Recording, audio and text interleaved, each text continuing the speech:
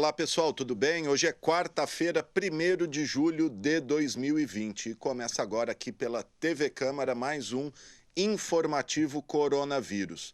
Lembrando que nós estamos ao vivo também pelas redes sociais da Câmara Municipal, Facebook, YouTube, acesse lá a Câmara Municipal de São José do Rio Preto, deixa o seu joinha no Facebook, toca o sininho lá no YouTube que você vai ficar por dentro de tudo que acontece aqui no Legislativo, todas as informações de utilidade pública, como as lives aí da Prefeitura, que a gente acabou de ver, as entrevistas, programas, boletins jornalísticos, etc. Bom, vamos então às atualizações dos casos de coronavírus em Rio Preto até hoje, quarta-feira, 1º de julho, que foram confirmados 2.848 casos positivos, né? Lembrando que ontem eram 2.626, ou seja, tivemos 222 casos confirmados nas últimas 24 horas. E até o momento temos também acumuladas aí 83 mortes e 3 nas últimas 24 horas, né? Ontem eram 80, então os dados do dia são esses, 83 mortes e 2.848 casos acumulados. Apesar disso, o secretário de Saúde, Aldenis Borim, se mostrou aí bastante otimista, né? Ele disse que o mini lockdown que vem desde domingo, segunda e terça, ele acha que os resultados foram positivos, pouca gente nas ruas, nos transportes coletivos. Ele também citou que, apesar de estarmos em alta e crescendo os números, ele considera que é um platô em alta, né? Que seria uma estabilidade em alta. Ele diz que a gente tem mantido a média de 100, 120 casos por dia, né, nas últimas 3 semanas, então ele considera que estamos aí no tal do platô, apesar de ter os números ainda crescendo, mas estamos aí numa estabilidade e que existe a possibilidade de, em um mês mais ou menos, os números começarem a cair. O secretário também tocou no assunto da tal da ivermectina, que é um vermífugo aí que tem se falado, que tem dado resultados aí empíricos em algumas situações, né? Ele diz que Rio Preto não vai adotar esse protocolo, porque não existe nenhum estudo científico publicado que comprove aí a eficácia desse vermífugo, mas que também a Prefeitura, a Saúde, não vai proibir nenhum médico de receitar esse medicamento, caso assim entenda ser necessário. Bom, e a grande novidade do dia, até o prefeito Edinho Araújo participou aí ao lado do virologista Maurício Nogueira, é que Rio Preto, por meio da FAMERP, a Faculdade de Medicina de Rio Preto, foi escolhida pelo governo do estado como um dos centros de pesquisa da vacina, em parceria com o Instituto Butantan e o laboratório chinês Sinovac, que está aí desenvolvendo a tal da vacina. Isso foi anunciado na semana retrasada pelo governador João Dória, e agora a FAMERP integra aí, uma das 12 instituições de pesquisa brasileiras escolhidas para, enfim, colaborar nessa pesquisa de eficácia da vacina que está em desenvolvimento ainda. Isso é um ótimo sinal para Rio Preto e, por que não, para o mundo, né? O mundo está à espera dessa vacina. O virologista Maurício Nogueira também participou da live aí, da coletiva. Ele diz que é com muito orgulho que a nossa instituição, ele falando, né, ele trabalha na nossa instituição, foi escolhida como um dos centros de teste, né? Foram 12 no país, como eu disse, o chamado estudo de fase 3, que é a eficácia da vacina em seres humanos. Então vai ter aí os voluntários, vão tomar, divide-se os voluntários em 2 grupos, né? Um grupo recebe a vacina, o outro recebe o placebo, e depois de um tempo se compara os dados de cada grupo. Ele creditou o fato aí da FAMERP ter sido escolhida com a expertise da instituição no estudos de vacina, principalmente a da dengue, que Rio Preto já vem desenvolvendo há anos aí, o estudo fase 3 também da vacina contra a dengue na região da Vila Toninho, que tem uma incidência de dengue muito grande lá. O doutor Maurício disse ainda que a oportunidade do município ser pioneiro também da análise de uma nova arma de defesa contra o coronavírus. Está aí uma grande notícia para Rio Preto, para o estado, para o Brasil e, por que não, para o mundo, né, gente? Maravilha, tomara que dê certo o quanto antes essa vacina. O próprio Dr. Maurício, em entrevista recente aqui ao programa, ele estima que de 8 a 10 meses essa vacina vai estar aí já no mercado. É isso aí. Bom, vamos só lembrar o telefone, o 0800 da Secretaria de Saúde, porque antes de você procurar qualquer instituição de saúde, aí, unidade de saúde, UPA, unidade de pronto atendimento, liga antes no 0800 7722 se você tiver com sintoma de gripe, qualquer quadro gripal, liga antes lá, o pessoal vai te indicar certinho onde você deve ir e como deve proceder. Lembrando que nós estamos ao vivo aqui pela TV Câmara, tem os nossos telefones aí, tem o nosso WhatsApp, o 991637905 e também o nosso telefone fixo é o 3214-7766. Liga aí pra gente, manda sua mensagem, deixa o seu recado. Lembrando que nós estamos ao vivo também nas redes sociais da Câmara, tanto no YouTube quanto no Facebook. É isso aí. Bom, um panorama do planeta aqui, como a gente faz todo dia, em todo o mundo já são 10.512.000 pessoas infectadas, com pelo menos 512.331 mortes. Por outro lado, a gente tem a boa notícia de 5.387.000 pessoas recuperadas aí, uma boa notícia também. E o país com o maior número de infectados segue sendo os Estados Unidos, né? Que é o epicentro da crise, apesar que hoje o epicentro já é o Brasil, mas o maior número aí é os Estados Unidos, 2.689.000 contaminados e também o maior número de mortes, 128.828 pessoas perderam a vida nos Estados Unidos por causa desse coronavírus. No Brasil, os números são os seguintes: infectados, 1.409.693 pessoas. Mortes, 59.745, apesar que esse número eu peguei agora no começo da tarde. A Folha de São Paulo já publica agora que passamos aí, o número de mortos pelo coronavírus no Brasil passa de 60 mil já. Então, 59.745 já está velho, passa de 60 mil o número de mortes no Brasil, infelizmente. No estado de São Paulo, os dados do início da tarde, 281.380 contaminados, com 14.763, mas a Folha já informa aqui também que São Paulo ultrapassa os 15 mil mortos pelo coronavírus. É muito triste isso, é muita gente morrendo por causa desse vírus, ou em decorrência dele, né? E voltando ao assunto aí da FAMERP ter sido escolhida, né? Esse anúncio foi feito inicialmente pelo governador João Dória na coletiva de todos os dias, a coletiva diária na hora do almoço, que o Estado todo dia concede aí, 12 instituições, a FAMERP no meio. E a gente tem mais informações aí com a jornalista Vivian Lima, vamos conferir.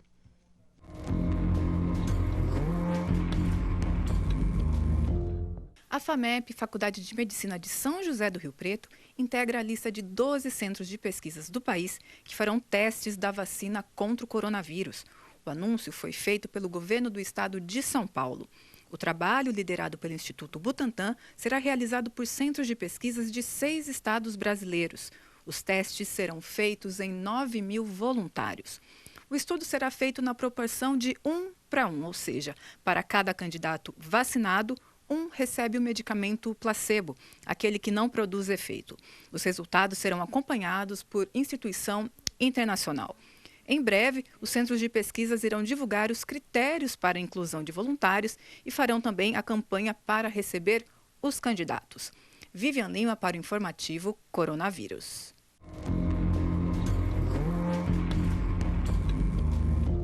Tá, então, gente, essa boa notícia aí certamente vai ser manchete dos jornais amanhã, de toda a imprensa aí da região, né, que é a FAMERP, um orgulho para Rio Preto, a FAMERP ter sido escolhida como um dos poucos centros de pesquisa do da vacina da coronavírus. Alguns dados aqui ainda da coletiva do governador. O Dória disse que, fechando aí o mês de junho, né, foi identificada uma mudança na curva da doença no estado, principalmente na capital, fechando o mês de junho com uma margem de óbitos inferior ao que havia sido projetado inicialmente, com um leve declínio. O governador disse ainda que essa análise traz esperança de que o estado de São Paulo esteja próximo do platô, que é a estabilização dos casos, assim o mesmo disse o secretário de Saúde, o Aldênis Borim. Tomara que eles estejam certos, porque Goiás é um exemplo aí que tentou insistir ali, manter o comércio aberto e se deu mal. Ontem o governador Ronaldo Caiado baixou um decreto decretando aí, né, determinando o lockdown geral no estado de Goiás por 14 dias, porque os casos estavam explodindo lá, colapsando o sistema de saúde. Então o Goiás está em lockdown, um estado inteirinho aí, por 14 dias, aí abre 14 dias, se as coisas não melhorarem, depois de 14 dias aberto, volta o lockdown, é um rodízio de 14 dias aí, que é a fase de incubação e ataque da doença, né, do período que a doença ataca o ser humano, o corpo humano. Bom, mudar um pouquinho de assunto, porque ontem a gente teve a 20ª sessão ordinária de 2020 e a gente tem as informações, o balanço aí com a jornalista Vivian Lima. Vamos conferir.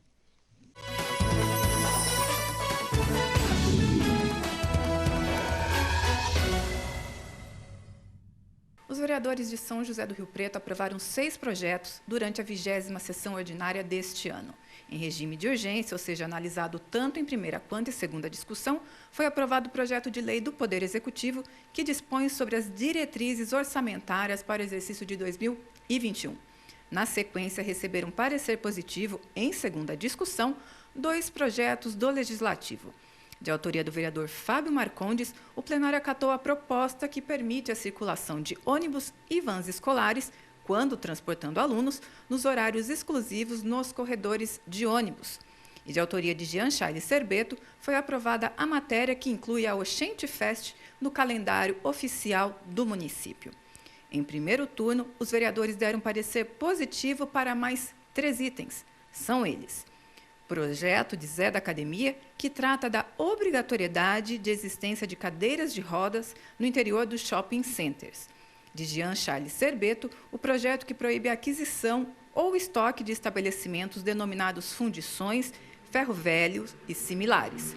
E de Karina Caroline, o projeto que dispõe sobre a recuperação e acompanhamento psicossocial a autores de violência que se enquadrem na Lei Maria da Penha. O projeto do vereador Renato Pupo, que tratava sobre a inspeção periódica de edificações, foi retirado pelo autor. E para o projeto de José Carlos Marinho sobre a obrigatoriedade de colocação de ganchos ou suportes tipo cabide em instalações sanitárias, foi solicitada a vista por 2 sessões. A próxima sessão ordinária será realizada no dia 7 de julho, às 5 da tarde. Você acompanha tudo ao vivo aqui pela TV Câmara. Vivian Lima para o Boletim Câmara Notícias.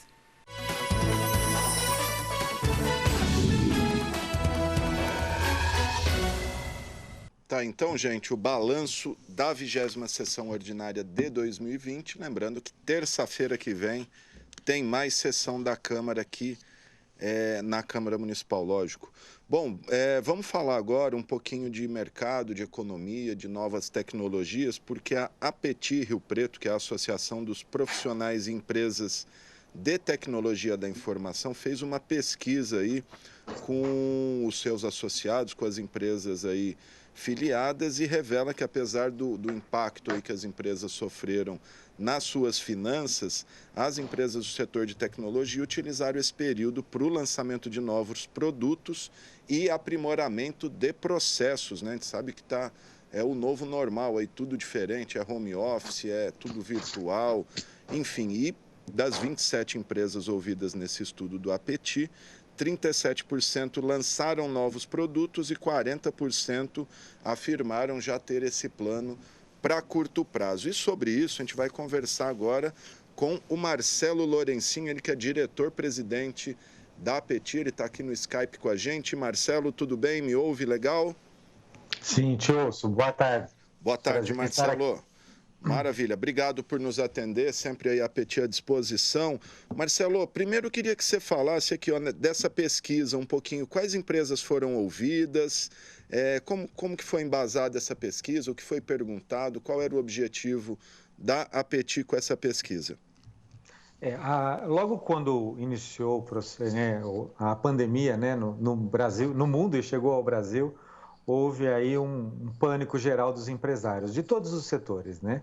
E a Apeti, como líder aí do setor e congrega as empresas de tecnologia da informação, a primeira iniciativa que nós fizemos foi, porque conversando com os empresários individualmente, todo mundo estava um pouco perdido de quais eram as coisas que iam acontecer, de que maneira que iam conduzir, e isso porque é uma situação muito adversa de que o mundo está vivendo.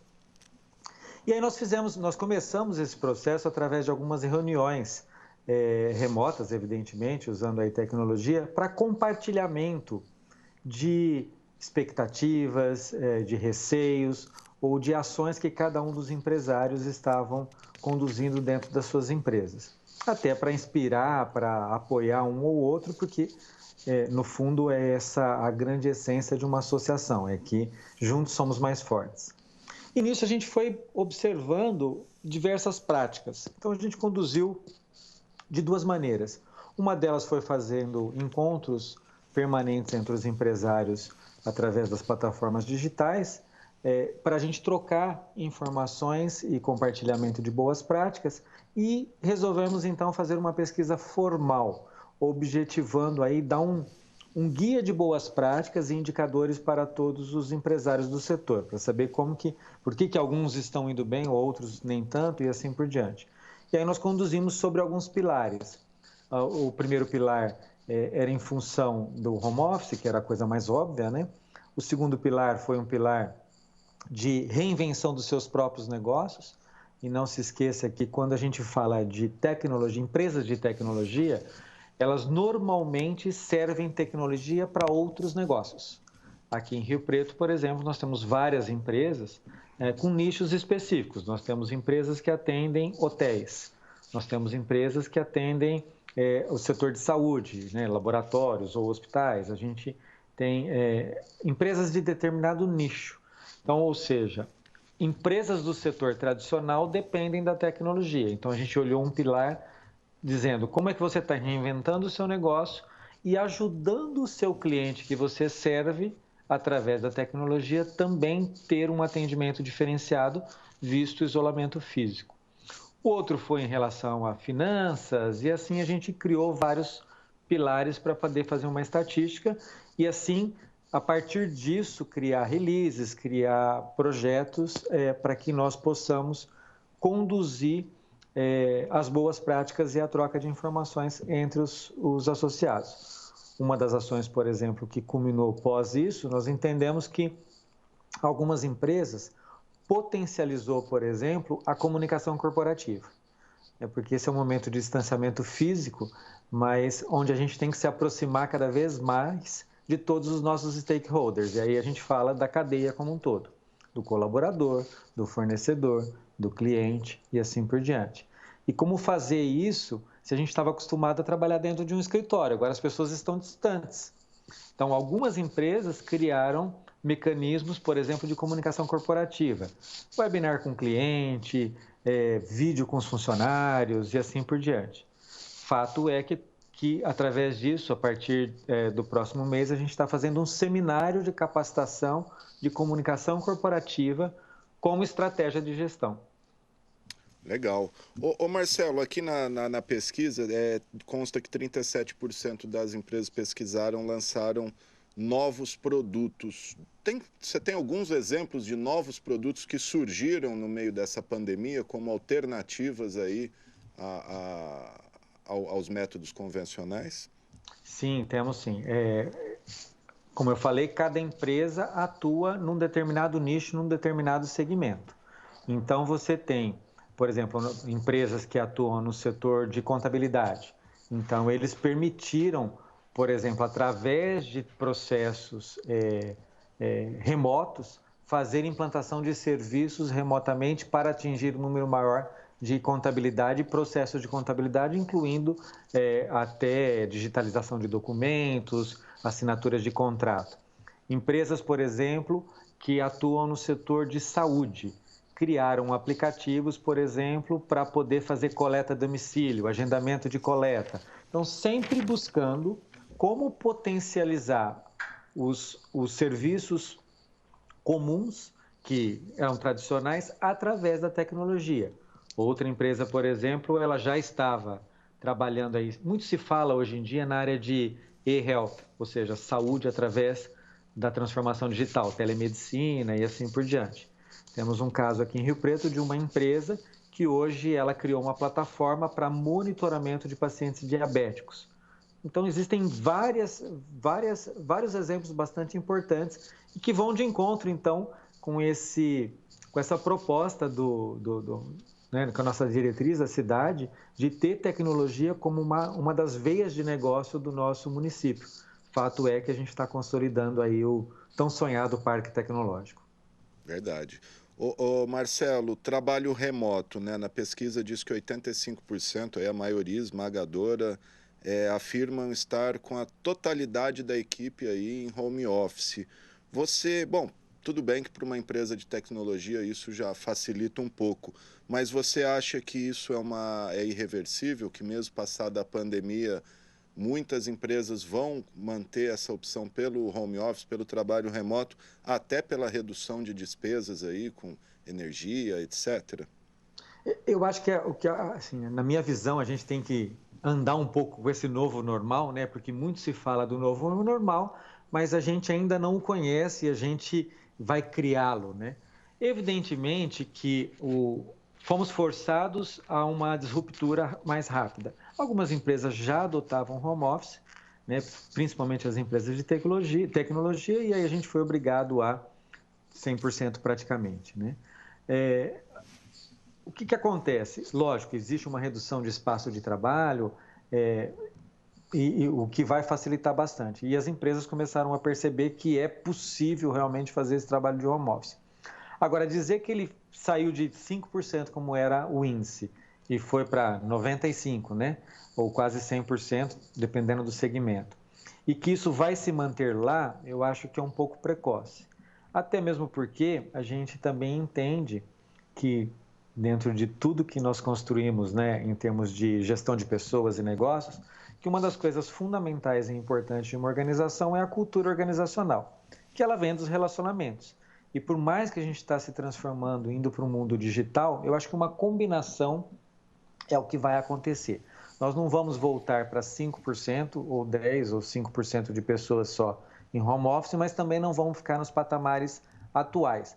Provavelmente, com a quebra do paradigma, a gente vai ter um modelo híbrido, onde parte da equipe vai ficar remota, haverá um revezamento, para que a gente continue pegando e absorvendo o que tem bom dos dois mundos.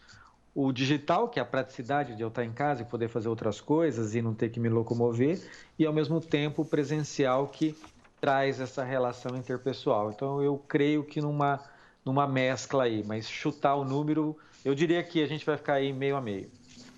Tá certo, Marcelo. Tem algo mais dessa pesquisa que você queira destacar, queira falar aí? Tem algumas informações aqui, mas eu acho que você já passou os novos meios de comunicação entre empresas, colaboradores, clientes, que isso também eu considero ser irreversível.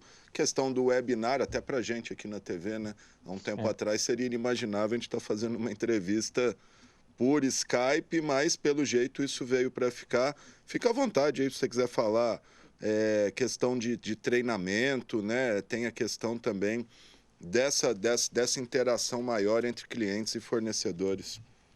O último ponto que eu gostaria de colocar, que desde o princípio a gente vem conversando bastante, não só no setor de tecnologia, mas outros fóruns que eu participo também, né? Eu sou conselheiro da CIRP, entre outras atividades aí que a gente tem pelo Brasil afora, que o Covid, né? Essa pandemia, ela veio e ela atingiu a todos. Né? A gente sabe que pandemia atinge a todos, então não é raça, não é país, não é todos os setores estão envolvidos de uma certa forma. E uma das grandes lições que a gente vê, que foi apontado não só na pesquisa, mas que a gente tem visto sucesso, que assim, nós entramos juntos enquanto globo neste problema, e esse problema ele só vai ser resolvido se olhado sistematicamente. Ele não tem uma solução unilateral. As empresas, e acho que a grande lição foi essa, os empresários, as pessoas, elas têm que entender que nós estamos muito mais conectados do que nós imaginávamos. Então, não adianta eu simplesmente falar assim, olha, eu vou fazer uma redução, né, de despesas, portanto, eu vou fazer esses cortes, sejam eles de pessoas, sejam eles de despesas. Mas as pessoas começaram a entender que eu dependo realmente do meu fornecedor, porque se ele não continuar trabalhando como negócio, ele não vai me fornecer, o meu colaborador está dependentemente de mim. Então, acho que essa visão sistêmica e de interdependência é uma das grandes lições que vieram com a pandemia e foi bastante evidenciada também que as empresas que mais tiveram sucesso foram aquelas que ponderaram todas as peças, porque é um quebra-cabeça bastante complexo. Não adianta simplesmente, por exemplo, no caso da tecnologia, 65%, 70% dos nossos custos é mão de obra. Então, como que uma empresa como a nossa faz redução de custo? Só tem uma maneira, através de redução de pessoas. Mas reduzir pessoas quer dizer perder a sua inteligência de negócio e a sua possível retomada de atendimento ao cliente. E, ao mesmo tempo, isso com o teu fornecedor. E entender que não adianta, eu preciso que o meu cliente continue operando para que eu continue vendendo para ele. Então, talvez eu tenha que diminuir um pouco a minha margem nesse primeiro momento, ajudar o meu cliente a ser saudável também para que ele se sustente ao longo do tempo. Eu acho que essa é a grande lição que eu vejo que a humanidade está passando e que também foi apontada pela nossa pesquisa. Maravilha, Marcelo, e acho que mais do que nunca a capacitação das pessoas aí, porque a tendência é que as coisas sejam cada vez mais envolvidas com a tecnologia. Muito obrigado, Marcelo Lorencin, diretor-presidente da APET, que é a Associação dos Profissionais e Empresas de Tecnologia da Informação, que foi fundada aqui em Rio Preto em 2003. Obrigado, viu, Marcelo? Muito obrigado. Obrigado pelo convite. Para nós é um prazer estarmos aqui. Estamos sempre à disposição para divulgar aí as boas ideias, as boas notícias, as boas informações. E olha só, gente, voltar a falar um pouquinho de saúde, porque o Estado prorrogou a campanha de vacinação contra a gripe e agora aberto aí a toda a população, homens, adultos, etc. Não tem mais aqueles grupos prioritários, idosos, crianças, enfim, profissionais de saúde, mas a gente tem as informações aí com a Vivian Lima, vamos conferir.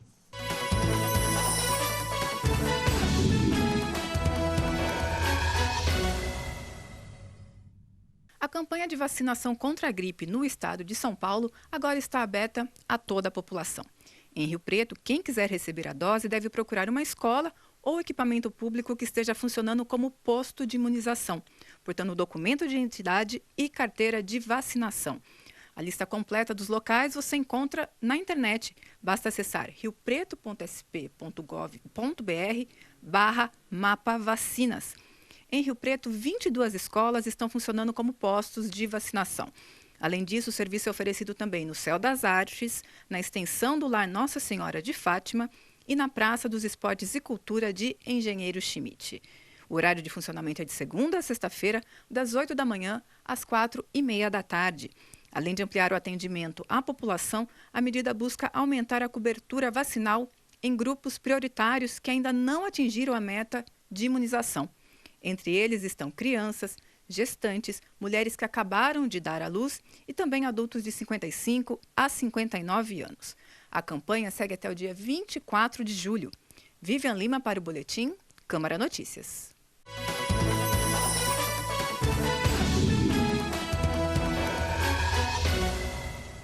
Tá, então, gente, agora vacinar todo mundo aí, isso é importante, porque principalmente no momento aí de pandemia de coronavírus, importante vacinar contra a influenza, pelo menos uma doença a gente já elimina aí do nosso do nosso espectro. Bom, vamos falar um pouquinho do questão dos condomínios. A gente falou ontem com a advogada Cleide, especialista em direito condominial, deu bastante repercussão, vários temas aí, recebemos algumas mensagens, dúvida na hora. E hoje a gente vai falar com o Éder Lima Rodrigues, ele que é síndico profissional, inclusive ele é síndico de um dos condomínios aí que a doutora Cleide citou ontem, que teve que ir na justiça contra moradores que estão desrespeitando a quarentena, a norma de isolamento social, promovendo festa, aglomeração, etc. E o Éder está aqui para falar um pouquinho de como está sendo ser síndico nesse período complicado que todos nós atravessamos. O Éder está aqui no Skype comigo. Tudo bem, Éder? Boa tarde a todos. Tudo tranquilo, graças a Deus. Estamos aí, trabalhando. É isso aí, imagino que mais do que nunca, né, Éder? Fala pra gente um pouquinho como é que tem sido ser síndico nesse período aí em que você tem que ser mais chato do que nunca, né? Proibir festa, proibir o lazer, proibir aglomeração, etc. Como é que o pessoal está lidando com isso? Rapaz, está bem difícil, viu? Não está sendo fácil, não. Eu acredito que para nenhum síndico está sendo fácil, né? Porque as pessoas... o bom senso, acho que, no geral, o bom senso dos moradores, com a quarentena, com esse isolamento social, as pessoas acabou perdendo, né? Então, a gente se torna o mais chato dentro do condomínio, né? Principalmente com as crianças agora também, que não estão estudando, que estão tudo em casa e acham que estão todos de férias, querem ficar todos para a rua, e é difícil, viu? Não está sendo fácil, não, né? A gente está tendo que tomar passar várias notificações durante o dia, às vezes notificar vários condôminos, estamos tendo que tomar algumas providências judiciais também, como foi citado aí, e para tentar fazer um mínimo, né, para as pessoas entenderem que a situação está séria, é crítica, né, e para evitar uma epidemia dentro do próprio condomínio, né? Preservando as próprias pessoas, delas mesmas. Claro, né? claro. Ô Éder, a gente te identificou aí como síndico profissional, isso porque o Éder trabalha com isso, né? Normalmente o síndico, a gente costuma ver, normalmente um morador ali é eleito e faz esse trabalho, mas o Éder não, ele é um síndico profissional, ele cuida de 12 condomínios, é isso, Éder? Isso, exatamente. Como que você consegue dar conta de tudo isso? Você tem uma equipe? Como que é? Geralmente, cada condomínio tem o seu gerente, né? Tem o seu zelador, e a gente vai equilibrando isso daí, né? Conforme o condomínio precisa, tem a necessidade maior da presença minha, eu fico mais. Conforme ele tem menos, eu fico menos, né? Então, a gente consegue ir equilibrando isso, né? Geralmente, condomínios menores dão menos trabalho, principalmente os de prédio, edifício, né? Eles dão menos trabalho, né? Agora, condomínios de casas dão muito trabalho. Condomínio de casa onde tem um playground grande, tem área de lazer com piscina, sempre dá um trabalho muito maior. Ô Éder, e como tem sido os processos de decisão? Porque você também não pode decidir sozinho o rumo ali. Você chama a assembleia, o pessoal vota, como que é esse processo? Geralmente tem um conselho que já é o conselho formado por meio de voto, né, em assembleia, que o condomínio elege, né? Então, nesse momento de pandemia, a gente está formando com um conselho e tomando as decisões em conjunto com o próprio conselho, né? Até mesmo por via de videoconferência, né, com eles e pelos grupos que a gente tem, né, que conversa. Então, todas as decisões são tomadas em conjunto com o Conselho Fiscal do condomínio, com o corpo diretivo, né? Então, nada é feito com autonomia exclusiva do síndico, né? A gente sempre procura usar uma forma mais democrática possível, né? Os moradores respeitam um síndico que não é morador? Porque imagina que pode ser visto como um estranho, um intruso. O pessoal costuma respeitar você? Olha, geralmente respeitam muito mais do que o condomínio na onde o síndico é o próprio morador. Por quê? Ele é imparcial. A gente tem que, quando você é o síndico profissional, isso muito em São Paulo, né? São Paulo, nas capitais, tem muito síndico profissional. Então, o síndico profissional ele é imparcial. Ele segue aquilo que está na convenção, que determina o Código Civil e acabou. Então, não tem essa de, porque o fulano é amigo, o ciclano. Então, a gente segue já o que determina realmente o regimento interno, que é deliberado nas assembleias e na convenção, né? Então, a gente já segue aquela postura mais firme, né, do que o síndico morador. O síndico morador, às vezes, quando não tem um salário, não tem, às vezes, muitos dele é por troca de taxa condominial e tal. Então, ele não é que ele não se importe tanto, né? Não é isso. Mas às vezes ele já exerce outras funções e não tem o tempo interino somente para aquele trabalho, né? É diferente do caso meu. Eu já estou somente para isso. Então a gente já tem uma equipe toda programada, toda juntada somente para isso. Maravilha.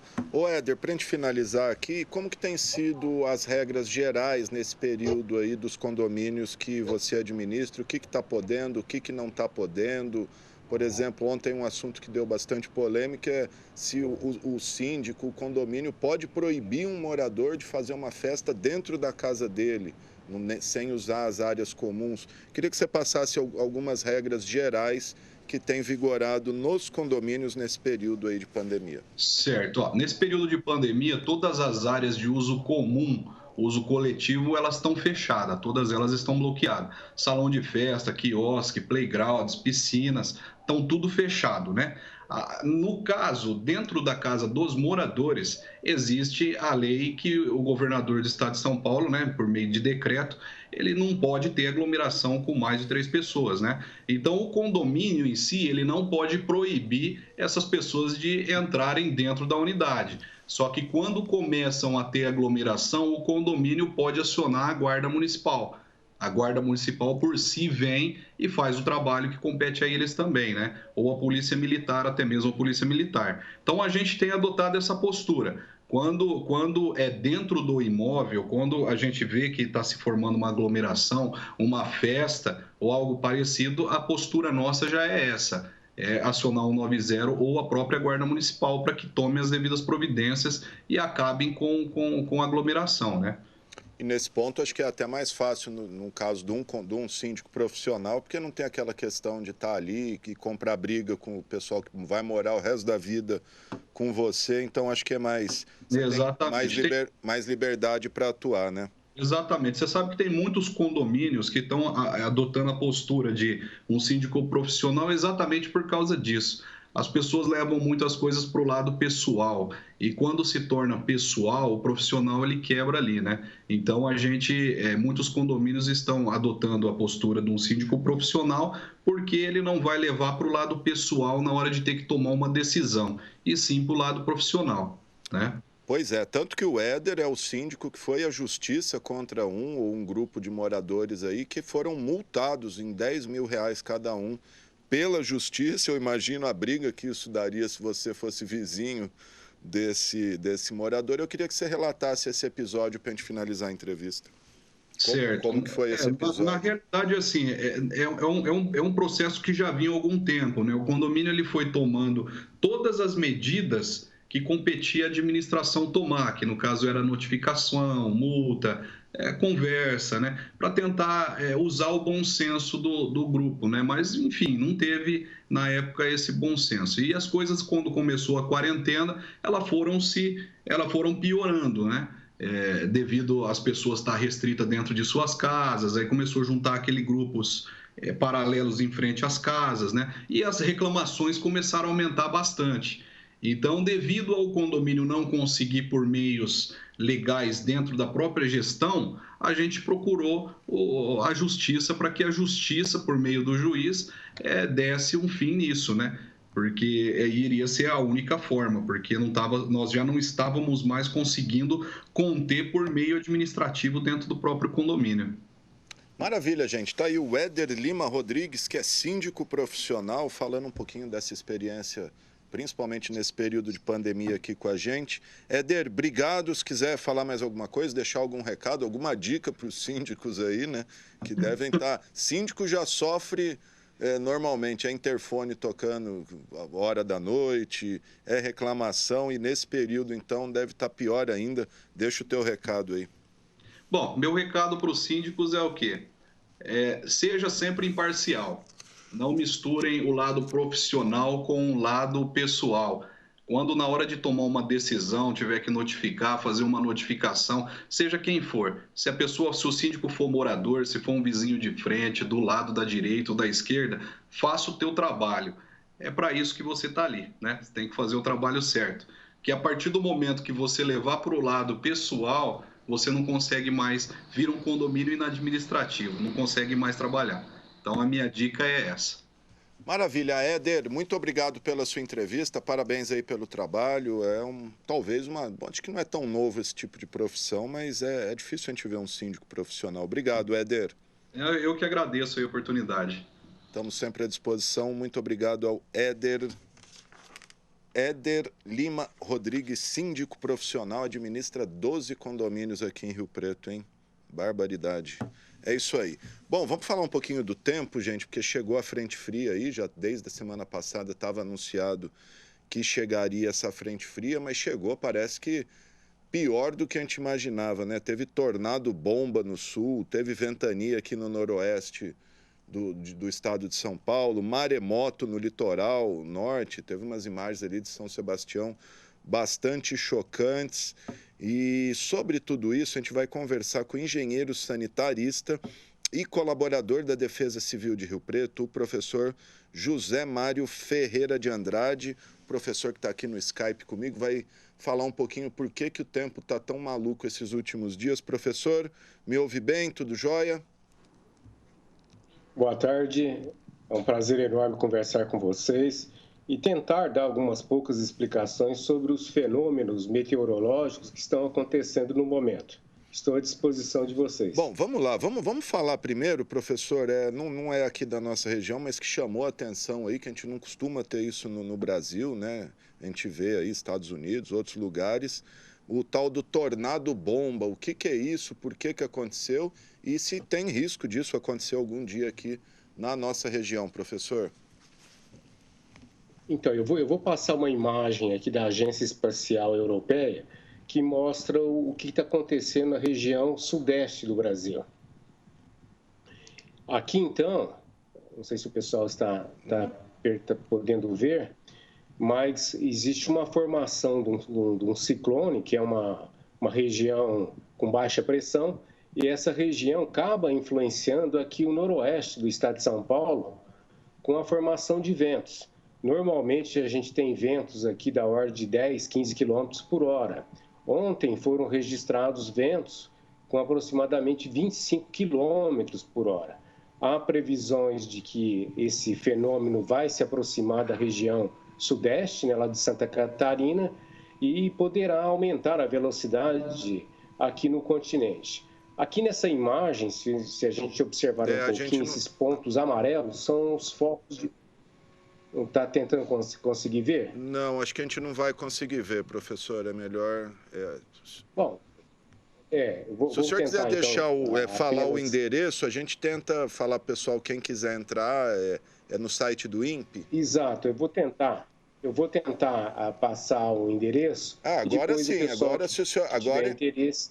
Não, agora a gente vai conseguir aí. O senhor que entrou com essa página aí ou não? E agora? Não. Tinha aparecido a página antes. Ou foi o Flávio? Foi você que pôs? Não. Foi aqui então, foi aqui. Passa o endereço pra gente que o Flávio vai tentar pôr a imagem aqui pra gente. Mas pode ir falando enquanto isso. Eu vou tentar então depois aí passar para vocês a imagem, né, para deixar bem claro do que está acontecendo aqui na nossa região. Tá, vamos lá então. Mas basicamente, né, então o que acontece? Basicamente a gente está tendo problema.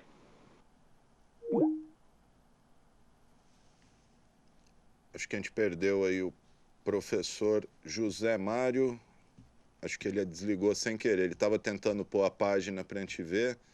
Acho que ele apertou alguma coisinha. Vamos tentar fazer um novo contato aí com o professor Zé Mário, que tá explicando para a gente esse tempo maluco, esse vendaval que chegou ontem aqui. Professor, temos o professor de novo aí? Está restabelecendo o contato com a famosa internet, que diariamente tem deixado a gente aqui na mão. Professor, me ouve? Estou te ouvindo. Vamos lá. Estamos sem o vídeo, professor. Vamos acionar a câmera aí. Mas estamos ouvindo. Se o senhor quiser ir falando, fica à vontade. Então, o que acontece, Alexandre? Esse fenômeno meteorológico que está acontecendo no Atlântico Sul, um ciclone de baixa pressão, ele acaba provocando ventos no continente. Esses ventos trouxeram uma quantidade de umidade do ar boa para a nossa região. Caiu o índice de poluição nesses últimos dias. Estamos com uma temperatura média em torno de 19 graus, que já é influência dos ventos frios que estão soprando do sudeste, do sul do Brasil, para a nossa região. A grande preocupação que fica é com a questão dos incêndios, né, que essa alteração brusca na velocidade dos ventos poderá determinar aqui nos canaviais da região. É uma preocupação muito grande. Ontem mesmo, por volta de 17, 18 horas, houve uma ocorrência aqui na área urbana, nas proximidades da área urbana de Rio Preto, e quando há queimadas, principalmente nos canaviais, há uma emissão muito grande de material particulado, aumenta a poluição do ar e as pessoas vão ter problemas respiratórios, que é tudo que a gente deseja evitar, principalmente agora durante a pandemia da Covid-19. Professor, vamos voltar a falar um pouquinho do vento. O senhor falou que ontem nós tivemos ventos aí de 24, 25 km por hora. A gente pode repetir esse fenômeno com mais intensidade para os próximos dias? Então, segundo os meteorologistas, esse ciclone vai se aproximar do continente, né, do Rio Grande do Sul, de Santa Catarina, o que determinará um aumento da velocidade média dos ventos. Possivelmente, segundo os meteorologistas, aqui na região, até na parte da manhã, haverá um aumento da velocidade dos ventos. Se, por um lado, esses ventos dispersam a poluição do ar, por outro lado, é um fator de risco aos incêndios nos canaviais. Sem dúvida. Inclusive, ontem, na hora que eu estava saindo aqui da Câmara, eu vi chovendo fuligem aí para o centro de Rio Preto. Professor, sobre tornado-bomba, o que significa isso que está todo mundo falando aí, que matou 9 pessoas no sul lá, destelhou casa, derrubou coisa, atingiu ali Florianópolis, Balneário Camboriú, etc. Os meteorologistas, né, eles relatam que esse fenômeno se deve ao encontro de uma massa de ar frio com uma massa estacionária, né, de ar quente. Então, vamos assim para o pessoal entender. Aqui na nossa região nós temos uma temperatura média muito elevada, o ar nosso é quente.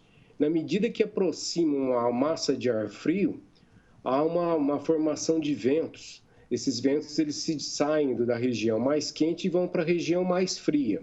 Lá no caso de Santa Catarina, o que eles falam dessa formação é que se formam, né, essas áreas de temperatura muito baixa, próximo a áreas de temperatura alta, e aí formam-se o que eles chamam de tornado-bomba, que seria uma elevação muito rápida da velocidade dos ventos. Tá certo. As imagens que a gente viu aí de um como que chama, da ressaca ali, um mini maremoto ali no litoral norte, São Sebastião mais especificamente, tem a ver com isso também? O mar invadindo ali ruas? Também. Essa região de baixa pressão e de baixa temperatura faz com que promova-se, né, perturbações no nível do oceano. E causa ressaca, causa problemas também no litoral.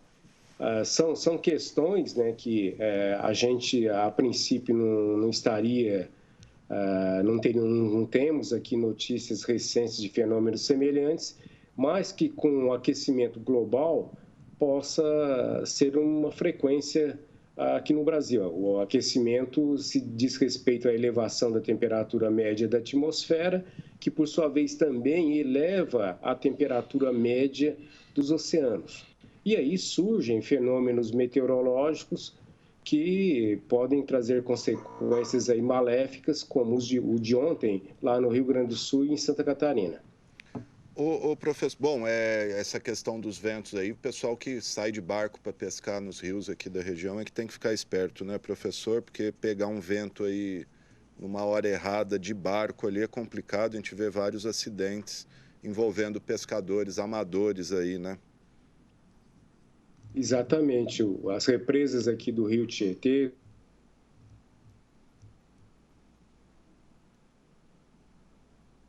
Perdemos de novo o professor Zé Mário. Vamos ver se a gente consegue. Opa, voltou, professor?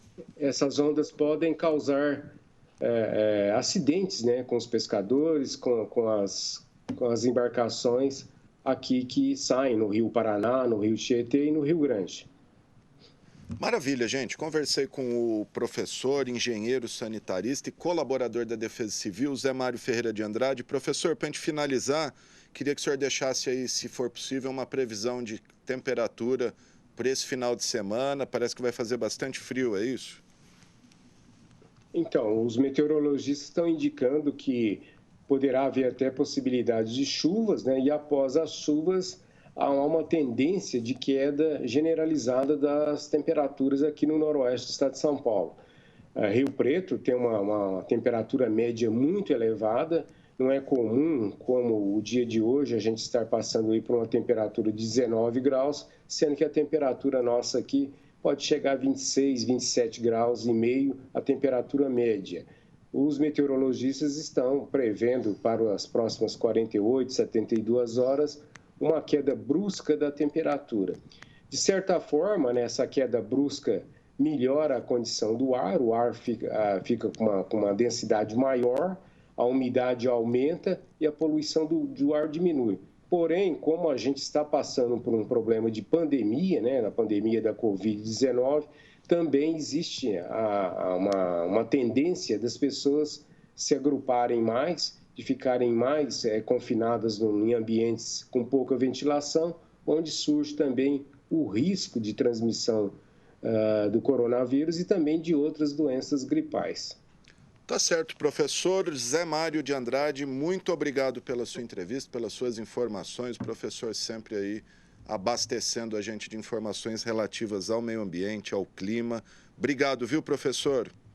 Eu que agradeço a oportunidade, Alexandre. Estamos sempre à disposição, obrigado. Sempre aberto aí para o professor Zé Mário Ferreira de Andrade. Ele falou uma coisa importante aí, que apesar do frio, evitar, gente, ficar em ambientes muito fechados com várias pessoas.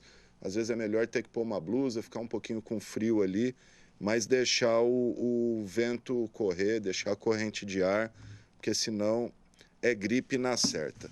Bom, vamos terminando aqui o programa então, porque a gente tem uma coisa bacana aqui, uns músicos da cidade, aí, o Ângelo Velani, o Júlio Verde, o Alaís Galhaço, Thaís Viana, o Rodrigo Bertoni, eles se uniram aí para fazer um documentário sobre a história do heavy metal, do metal aqui em Rio Preto, né? Eu mesmo não sabia que teve uma história tão antiga, o heavy metal aqui. A gente sabe da história do rock aqui e tal, as bandas, mas o heavy metal em si, o Velani está aqui no Skype comigo e vai falar um pouquinho sobre esse documentário, a história do metal em Rio Preto. Ângelo Velani, tudo bem? Me ouve? Tudo bem, estou te ouvindo. Boa tarde. Maravilha. Ô, Ângelo, deixa eu só pedir, acho que a tua câmera não está acionada, se você puder acionar a câmera aí para a gente poder te ver, mas se não conseguir... Agora foi. Agora foi, maravilha. Aí o Velani, obrigado. Velani. Boa tarde. Boa tarde, Velani. Obrigado. Queria que você falasse um pouquinho desse documentário. Inclusive, daqui a pouquinho a gente tem um trechinho aí com alguns depoimentos. A gente vai exibir e depois deixar o endereço que está no YouTube aí. Todos os depoimentos para quem quiser conferir, acessar lá. Fica à vontade, Velani. Então, o Júlio Verde, ele fez um livro, né, História do Rock em Rio Preto. Então, eu fui um dos colaboradores do livro. E aí surgiu, porque a gente faz parte dessa cena, né, dessa turma do heavy metal aqui em Rio Preto. Eu e ele temos isso em comum. E surgiu essa ideia, né, de fazer, veio na minha mente fazer essa produção. Um documentário falando sobre a história, né, como começou o pessoal se aglutinar ir nos shows, né? Uma galera que tinha em comum o gosto pelo heavy metal. E aí eu convidei ele, né? Ele e o Rodrigo Bertoni. Então convidei o Júlio para fazer o roteiro, convidei o Rodrigo Bertoni para fazer a parte técnica, né? De som e vídeo. Nós tivemos a colaboração da Laís Galeasso com a parte da fotografia e a Thaís Viana também, em parceria, né? E elas fizeram essa parte da fotografia e captação de vídeo. Bom, eu fiz a produção convidando pessoas assim que tiveram uma expressão dentro da cena, que donos de lojas, o pessoal que, como eu fui produtor de shows, né, de heavy metal, o pessoal que fazia as coisas acontecerem, né, dentro da cidade e aglutinava as pessoas que gostavam, né? Isso tudo por volta de... A gente se conheceu aí, começou tudo em Rio Preto em 80. Em 83 foi o boom do heavy metal no mundo, né? Inclusive aqui em Rio Preto. A gente trocava carta com pessoas da Noruega, dos Estados Unidos, né? Era tudo feito pelo correio, né? A gente trocava cartas, trocava sons. Hoje a gente tem os downloads. Antes a gente trocava fitas, né? Fitas. A pessoa tinha uma banda lá e ela trocava com a gente por uma que a gente tivesse. Então havia, se chama tape traders, né? Os trocadores de fitas. Então a gente fazia isso com o mundo inteiro. Inclusive bandas assim iniciantes que gravavam demo tapes em fitinhas, ensaios em fitinha direto, né? Também coisas mais produzidas. Então essa galera, eu peguei pessoas assim dentro que fomentaram a cena, né? Pessoas que faziam alguma coisa para a cena acontecer. E nessa época, nos anos 80 aí para 86, a gente tinha já uma galera grande ali que se reunia no centro da cidade, ali perto da antiga Wrangler, tinha uma fonte e a gente chamava de roda. Hoje não tem mais, era ali no calçadão. Sim. E dali a gente se reunia sexta e sábado, né?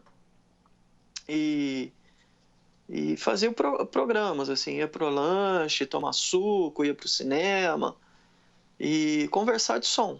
Conversar sobre, trocar essas informações de música. Conforme o tempo foi passando, mais coisas foram acontecendo. A gente começou a trazer banda de São Paulo, fazer shows para as bandas daqui de Rio Preto. Tudo num esquema de faça você mesmo. Então, não, pode falar. Não, eu queria te perguntar a questão do... Qual é a grande... Rio Preto teve bandas de metal, assim, bandas locais de metal? E se sim, qual foi a grande banda de metal de Rio Preto? Ainda tem, né? Hoje em dia é uma banda que tem uma expressão mundial, é o Maestric, né? É uma banda de metal progressivo. Os caras são 3 professores de música, né? O pessoal toca muito bem, tem essa influência de Angra, Halloween, essa coisa mais do metal mais melódico, que a gente chama. Mas teve outras bandas, assim, na vertente mais extrema, que a gente chama, né? A vertente mais barulhenta do metal, uma que teve uma expressão grande aí no metal mundial foi o Abhorrence, né? Que a gente chama de death metal, que é uma vertente do metal. Eu toco numa banda também desde 94, se chama Imperial Doom. A gente fez uma demo, foi bem aceita na Espanha e Portugal. A gente distribuiu 1000 demos na época, né? A demo saiu em 98. Mas é aquela coisa, adulto tem responsabilidades, então a gente vai e volta, né? Não é uma coisa levada profissionalmente. E teve outras variadas bandas, né? Nesse quesito do metal extremo. Tem muitos aqui, para mim citar... Bom, é só pegar o livro do Júlio, que é uma bíblia lá de bandas aqui de Rio Preto, né, Velani? Exatamente, é uma bíblia. Tem muita coisa lá, eu acho que 90% tá lá. Tá lá. Pelo menos. Ô, Velani, e em termos de show, qual foi o grande show de metal assim que te marcou aqui em Rio Preto, que veio alguma banda expressiva aí de renome? Dá para citar algum show assim? Olha, agora já nos anos 2000, né, o Kleber Varnier, ele fez uma edição do Avalanche Metal Fest, que é um festival que ele promove aqui em Rio Preto, e ele conseguiu trazer o Incantation e o Immolation, mas acho que mais de 15 bandas nacionais, desde lá do Norte e Nordeste até o Rio Grande do Sul. Ele conseguiu tudo em um dia, em 2 dias, colocar várias bandas, mas essas 2 bandas americanas, e foi um show gratuito, promovido pela Secretaria de Cultura. Na época o secretário foi o Alexandre Costa. Alexandre Costa, exatamente. E eu tinha um projeto de uma banda, chamava Cult, a banda, nós tocamos, abrimos esse festival. Então, assim, foi um festival que para Rio Preto marcou muito, né? Porque deu 4.000 pessoas naquele festival, foi feito ali naquele estádio ali perto do shopping, da prefeitura ali. No Rio Pretão ali, né? Não, aquele que é onde é a Secretaria de Esportes ali. O Centro Regional de Eventos. Foi feito no Centro Regional de Eventos. Agora teve vários shows, né? Fora este porque são bandas grandes, não teve um equipamento de som de primeira qualidade, né? Equipamento de luz, num local muito grande. Então esse foi o mais expressivo assim de todos. Mas a gente promovia shows na Swift, por exemplo, né? A gente tinha um espaço, eu promovi vários shows ali na Swift que dava 500 pessoas, ali no Clube do Lago também, 300 pessoas. A gente promoveu alguns eventos na Represa, no Teatro de Arena da Represa. Eu fiz o primeiro rock em Rio Preto, né? Só com bandas de Rio Preto. Depois, o secretário de Cultura da época, ele pegou esse nome e começou a trazer outras bandas. Trouxe bandas de São Paulo, né, com a curadoria do guitarrista do Inocentes. Isso, eu ia citar, inclusive, esse show que acho que foi o ano que eu mudei para Rio Preto, 2002 ou 2003, foi ali na Swift, veio o Inocentes, veio o Clemente, né, o próprio João Gordo, exatamente. O Ratos de Porão, teve lá, foi um show bem bacana, viu? Um festivalzinho ali, bem legal, viu? Então, tinha Luama Sócio, né? Que era repórter na época do Diário da Região, que trabalhou na Secretaria de Cultura, então ela fomentou essa parte. Em algum momento a gente teve essa estrutura da Secretaria de Esporte, né? Hoje está mais difícil, hoje porque... É até o que eu ia te falar, como é que tá tem espaço para o metal, para o heavy metal hoje? É só sertanejo, só... Como é que tá o metal hoje em Rio Preto? A gente tem alguns bares aí, né? Tem aquele ali do pessoal do La Cancha também, o que é o outro lá, me fugiu o nome agora. Mas tem uns espaços de hardcore aí que... Mas muito gueto, né, Velani? Não tem nada assim, você não vê algo mais aberto para todo mundo, né? Não aglutina, porque ficou assim, muito específico, né? Então o pessoal traz um som que é muito específico só para aquela galera. Então tem meia dúzia ali que vai ali. Então, assim, os bares de Rio Preto não dão espaço, eles dão muito espaço para as bandas cover, né?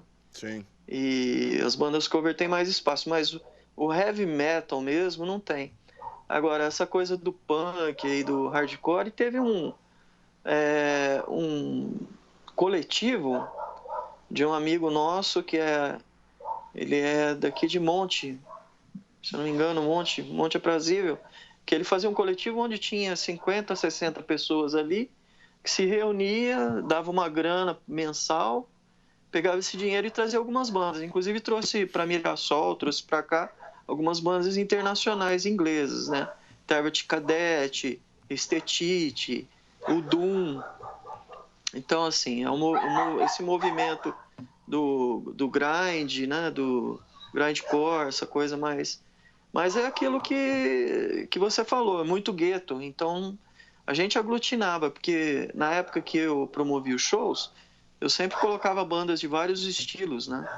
metal, punk, hardcore, black metal, death metal, thrash metal. Então a gente reunia toda a galera, né? O grunge. Então a gente conseguia trazer um público grande ali, né? Expressivo. Mas hoje em dia, por essa falta aí eu acho que o comércio, né, da música, né?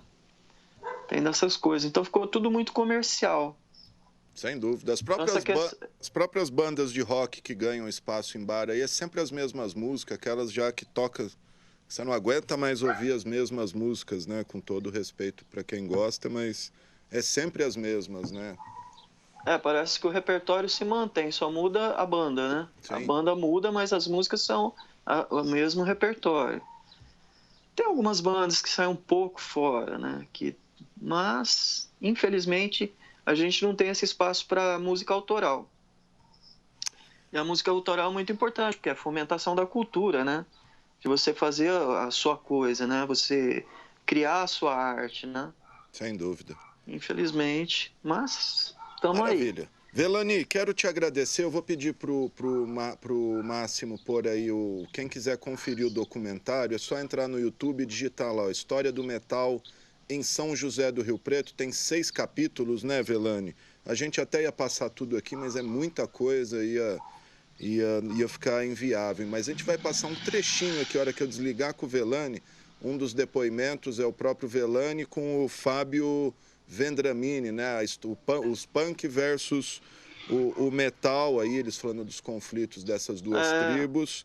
E quero agradecer o Velani e recebi o recado aqui do músico também, Fernando Marques. Velani, grande bandeira do rock em Rio Preto, figuraça, mandando um abraço para você. Fernando, esse é guerreiro. É isso aí. Velani, quer falar mais alguma coisinha antes de a gente exibir um trechinho aí do teu documentário?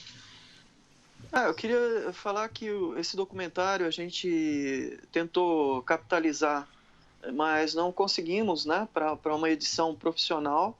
Ele foi captado em 2017, então ele estava engavetado, aí eu resolvi subir para o YouTube, porque a nossa intenção era fazer uma mídia física e tal, e distribuir, mas nós não conseguimos o capital necessário para essa edição profissional, né? Então tá aí, gratuito para todo mundo, seria gratuito também, mas com uma edição mais elaborada. Mas tá aí, espero que todo mundo goste, tá? A nossa intenção é manter a chama do heavy metal, né, em pé e fomentar aí pro pessoal, o pessoal não deixar de ouvir esse tipo de música, valorizar o que é feito na cidade, né, a nossa cultura, valorizar os músicos, valorizar essa molecada que está começando agora, entendeu? E participar, né? É importante participar da cena e apoiar. Maravilha. Velani, obrigado, viu? E vou aproveitar que o Fernando está assistindo aí a gente. O material do Velani está aí, o Fernando documentarista, quiser dar um trato aí, uma editada, deixar o negócio mais profissional. Tá aí o pedido pro Fernando. Obrigado, Velani. E na sequência aqui, a gente vai exibir, vou pedir para soltar um trechinho aí dos depoimentos, é curtinho, 2 minutinhos. Fábio Vendramini e o próprio Velani falando aí desses momentos, desse trecho, desse capítulo, que é o punk versus o metal. Vamos conferir esse trechinho aí. Na época tinha o movimento punk, e o punk, na verdade, não se conversava muito com os metal, entendeu? Mas tinha uns punk que conversavam, eu tinha um problema com um punk, entendeu? Que ele era o mais radical, e ele, por ser o mais radical, ele não gostava de mim, que eu era o mais radical do metal, entre aspas, na época. E aí saía as porradas, né? Então, existia essa galera um movimento chamado hardcore. E na relação deles era tipo como os pobres e os ricos, né? Era uma relação conflituosa, porque eles eram os playboys, eles tinham dinheiro para poder ter um tênis de marca, enquanto que o punk não tinha que usar um conga. Então existia essa luta, né? Essa coisa besta que nós herdamos do país que a gente vivia, né? Cheio de problemas políticos e tal. Mas na verdade, todos eles eram adolescentes que queriam curtir, então não tinha uma treta assim. Existia, para mim, de forma mais de brincadeira.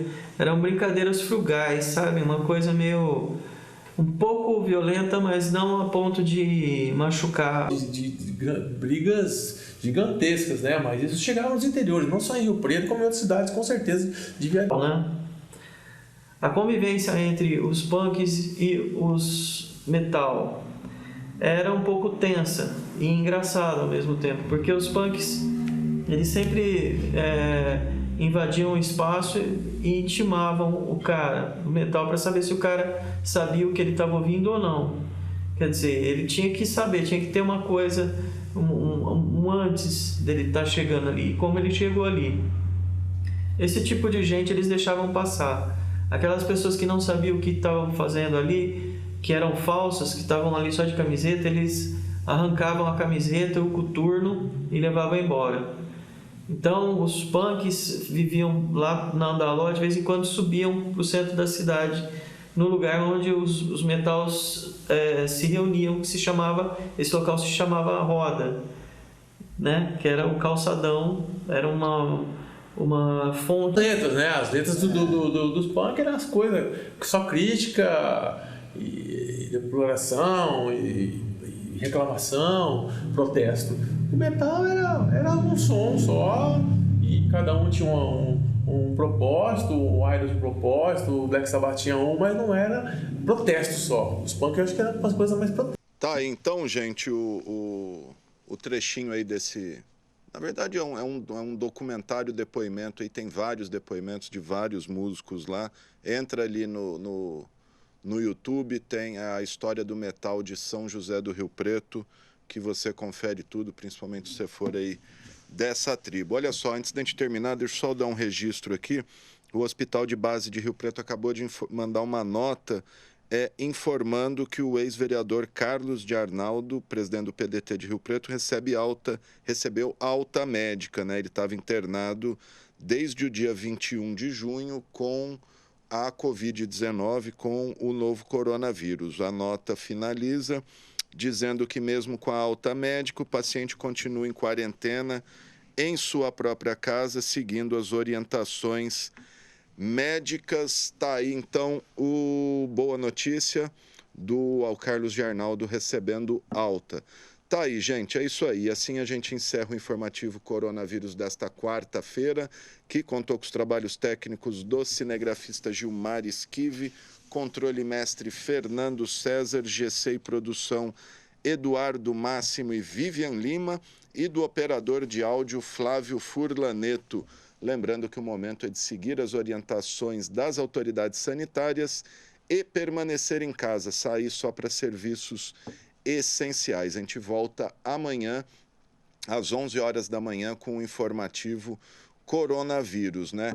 E em homenagem ao rock, aí a gente vai encerrar com um dos primeiros videoclipes gravados em Rio Preto, do grupo Contraindicação, um grupo 100% riopretense, formado pelo Beto Carvalho, Sheik e Emerson. Esse vídeo que foi recuperado pelo Fernando Marques aí, e a gente já exibiu aqui no Documento Rio Preto, mas em homenagem ao rock e ao Velani, a gente termina com esse clipe e amanhã a gente está de volta.